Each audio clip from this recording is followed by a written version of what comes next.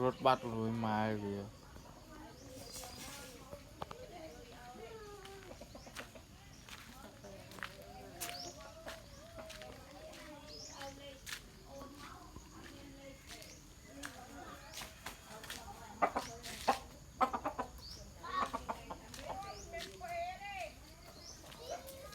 không ơi ba chơi VC thì nhỉ?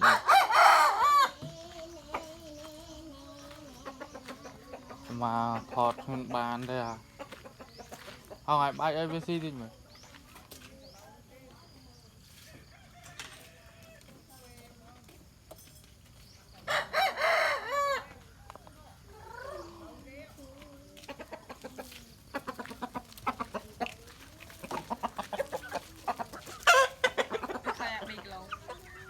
Người này nha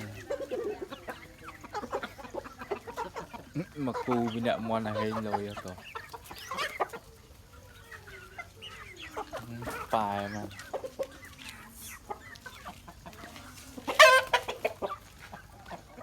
tọt lắm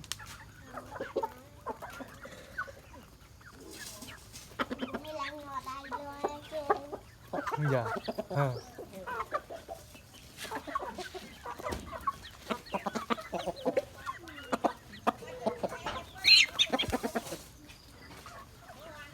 con cái có tụi ba điệt Hai.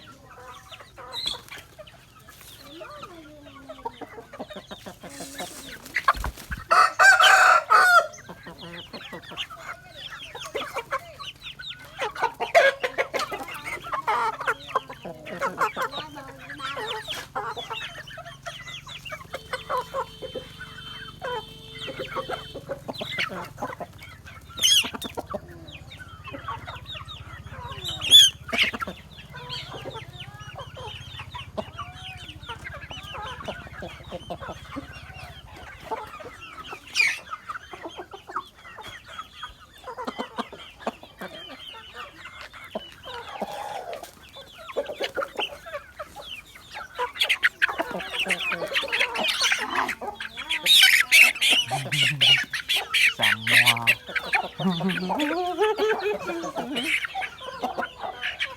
rồi thăm si rồi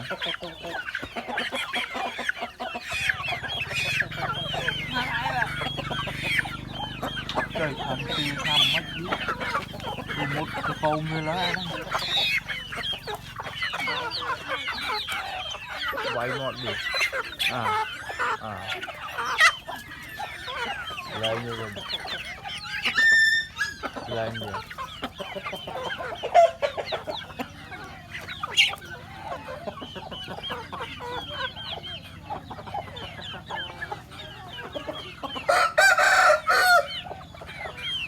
ra nó môi tiệt thọt nó môi tiệt